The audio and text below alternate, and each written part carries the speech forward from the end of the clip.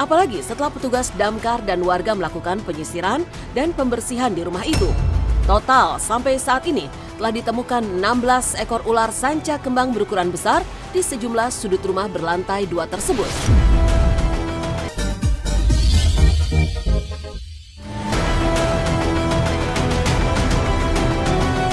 Berbeda kisah dari heboh potret wajah-wajah asli publik figur yang terekam kamera awak media.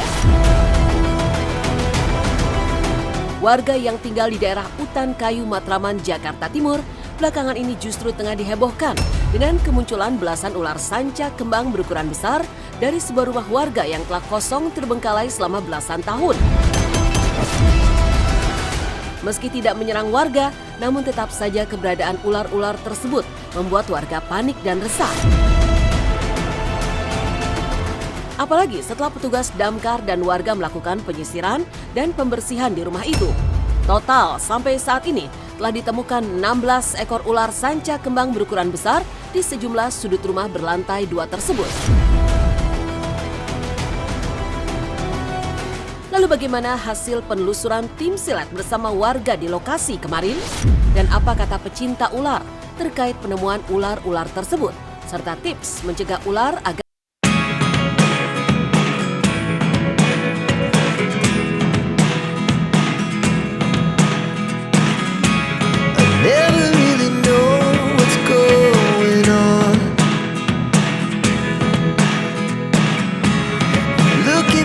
sometimes like all you want to do is run.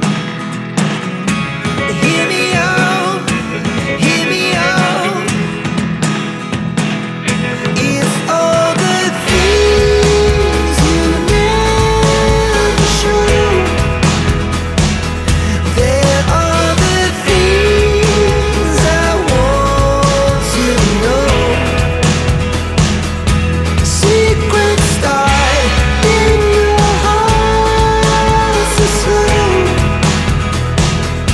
but if you don't wanna tell me now, I guess I'll never know. Losing almost all my energy. It's getting hard to talk to you, and I'm the only one who speaks. It's all the things you never show.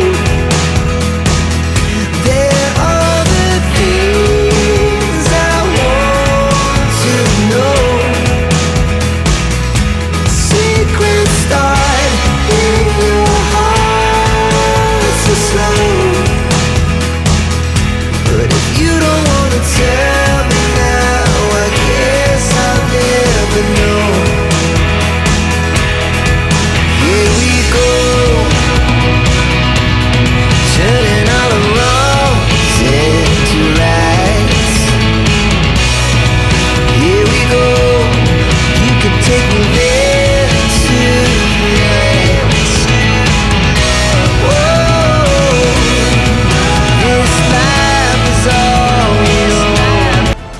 Ini kalau ini ular penangkapan ke-15 dan 16. Iya.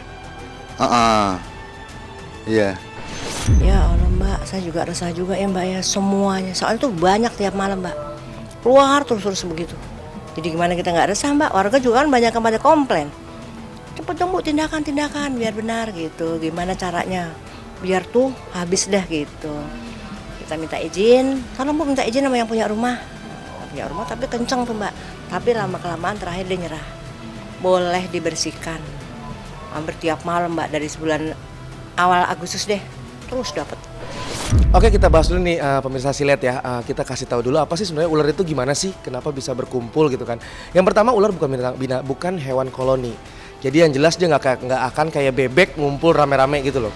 Nah cuman lokasi penemuan di Matraman ini yang katanya rumahnya ini kosong 16 tahun, ini sangat memungkinkan menjadi sarang ular. Yang pertama, tidak adanya aktivitas manusia. Karena pada dasarnya ular liar itu takut sama manusia. Ya pada dasarnya apapun sebenarnya hewan liar itu takut sama manusia. Cuman di sini kenapa banyak temuan itu sampai 16 ekor lebih ya. Dan ukurannya itu size-nya sudah lumayan besar menurut gue itu induk ya. Nah, yang pertama adalah ketika musim kawin tiba, si betina akan mengeluarkan bau yang disebut dengan feromon. Nah, ini yang mengundang jantan untuk hadir. Nah, ini kenapa ditemukan banyaknya Piton reticulatus atau sanca kembang di lokasi tersebut. Di daerah hutan kayu itu ada gorong-gorong ya, jalur sungai itu yang tengah. Kalau nggak salah itu ada sungai, kemungkinan proses si ular itu berkumpul melalui gorong-gorong atau jalur air. Karena musim panas yang cukup panjang ini menyebabkan ular tidak pernah atau tidak akan menjauh dari sumber air, teman-teman. Karena dia akan tetap mencari minum. Preventifnya yang pertama adalah jaga rumah tetap bersih. Ini kunci. Karena ketika rumah kita kotor, di situ ada tikus, ada cicak, ada kodok. Ini makanan si ular.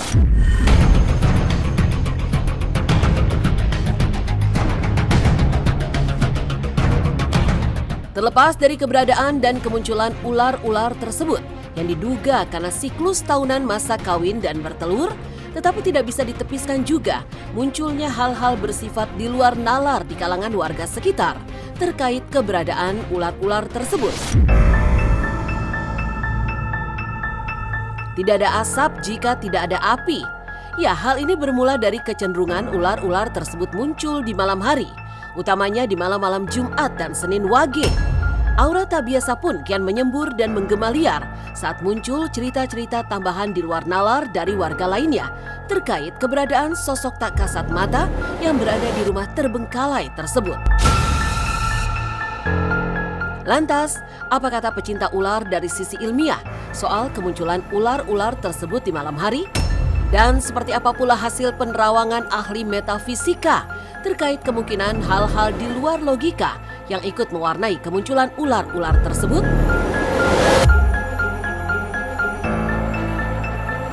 Kalau semua warga sekitar mengkait-kaitkan begitu, karena juga ada salah satu kamar yang nggak bisa, yang kita nggak boleh masuk akses untuk damkar atau PPS untuk masuk untuk membersihkan yang disinyalir buat tempat sarangnya ular, terutama kayak kamar sama sepiteng. Itu nggak boleh dibongkar, juga plafon yang diinginkan keluarga.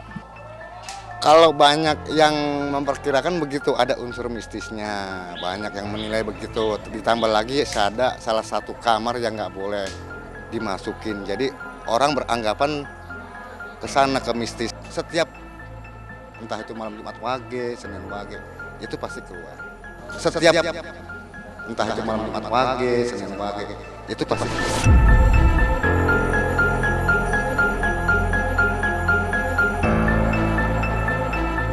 Sini, tempatnya dari sini ya.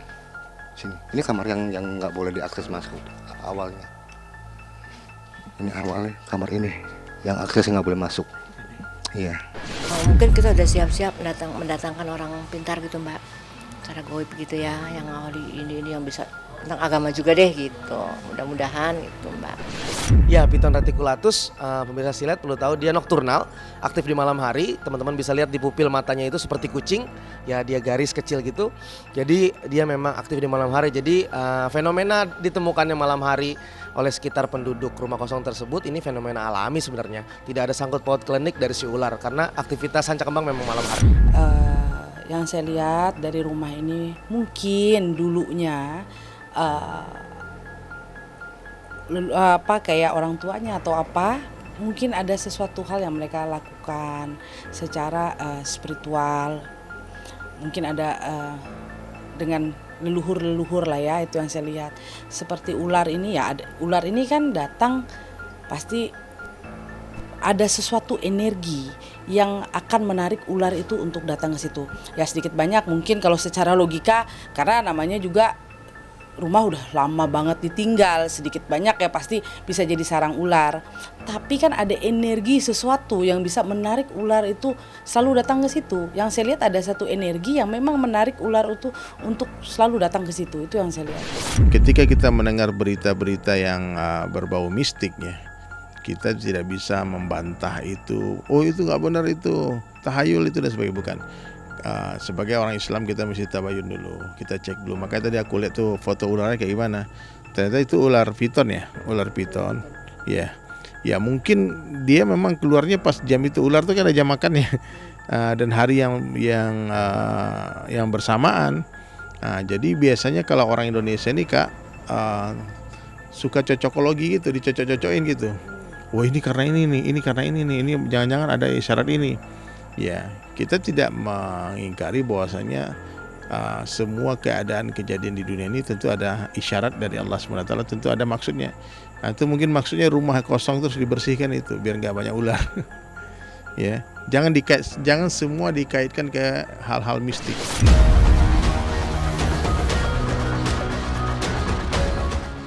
Keberadaan dan kemunculan belasan ular sanca kembang di sebuah rumah kosong di tengah pemukiman padat warga di kawasan Matraman, Jakarta Timur justru ditanggapi santai oleh Panji Petualang. Lantaran hal tersebut diyakini Panji juga merupakan bagian dari siklus tahunan bertelurnya ular sanca kembang serta periode memasuki musim hujan yang membuat ular-ular tersebut keluar dari sarangnya untuk mencari makan.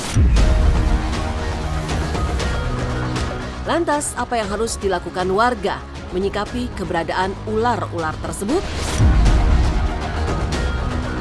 Alam lagi eksis, gitu. Intinya kan kita hidup bukan cuma kita doang, teh. Ada hewan juga, dan ketika mereka nongol, ya kita harus siap. Ya kita harus ngerti juga kalau dulu itu di rantai makanan, kita belajar apa sih? Ada cacing, kemudian ada padi, ada tikus, ada ular, ada manusia, ada elang.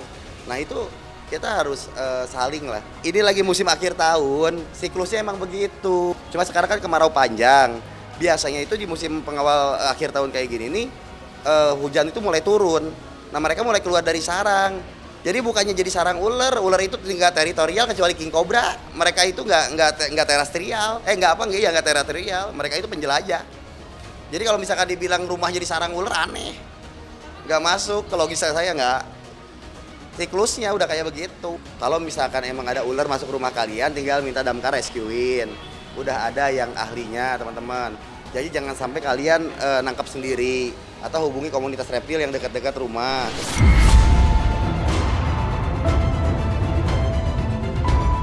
Sebagai pecinta sekaligus pawang ular, namun naas sempat menimpa Panji beberapa waktu lalu.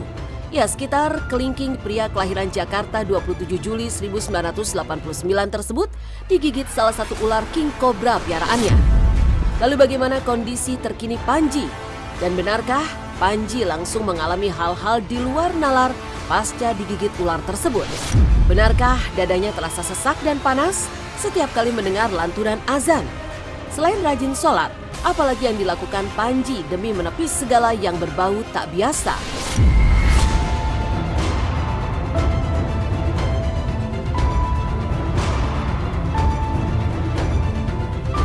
Bulan 6 bulan sakit, sampai sekarang masih minum obat.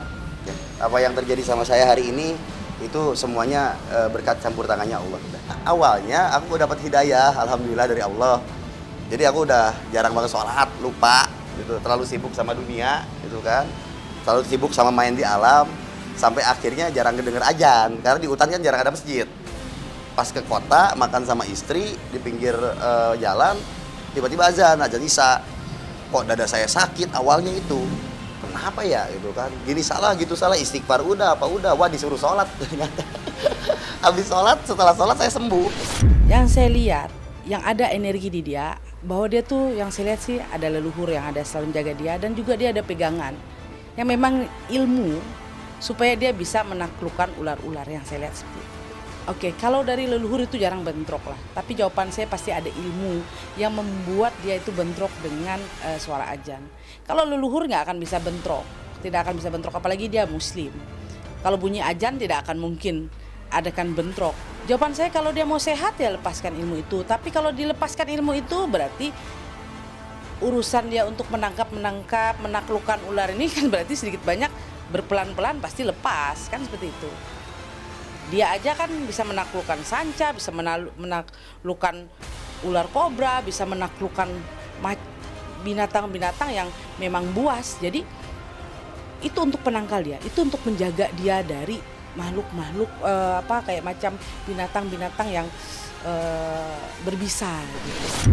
Kalau Kang Panji dia merasa panas dadanya ketika mendengar azan, memang Rasulullah SAW itu menjelaskan memang jin itu syaitan laknatun alaih, dia itu kepanasan kalau dengar azan, panas kalau dengar azan. Dia lari biasa tuh, lari ke toilet, dia sembunyi. Ya, terkentut-kentut dalam lapas hadis dikata setan itu lari terkentut-kentut. Ya, tentu banyak-banyak istighfar ya, Bang Kang Panji, banyak-banyak istighfar aja, astagfirullah. Karena ruqyah mandiri itu lebih kuat, karena buktinya dibacain ayat beliau nggak ada masalah. Nah, cuman pas waktu azan tuh mungkin itu datang dia larinya ke dadanya Panji mungkin pas azan, pas selesai azan dia keluar lagi. Saya untuk jelaskan harus ketemu Kang Panji ya. Pokoknya Kang Panji banyak-banyak ucapkan la ilaha illallah. Jadi Allah kuasa, makhluk tak kuasa. Jadi yang berkuasa hanya Allah Ta'ala saja, jin semua makhluk lain tak berkuasa. Itu Kang Panji lebih tahu ilmunya. Buktinya binatang-binatang jinak semua kan tidak berkuasa apa-apa, itu ular kobra dan sebagainya di depan Panji. Ya insya Allah lah, insya Allah akan baik-baik.